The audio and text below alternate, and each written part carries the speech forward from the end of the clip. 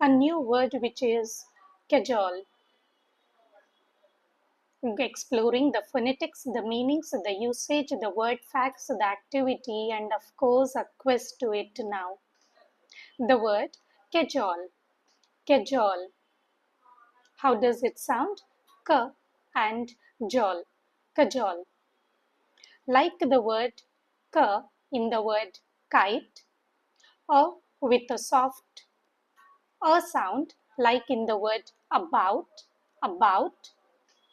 j like in the word jam, or like in the word go, and l like in the word lion.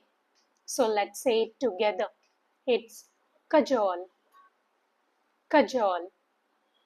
The meaning is you cajole someone to do something by being sweet, kind, or even funny. Sometimes a little sneaky, sly, devious, or playful. Rahul tried to cajole his mom into giving him extra ice cream. What was Rahul doing? He was persuading his mother, he was convincing his mother to give him that extra ice cream. Cajole comes from a French word meaning to chatter like a bird, the sweet tone of the bird. It is often used when someone sweet talks their way into something. She cajoled her teacher into giving her more time.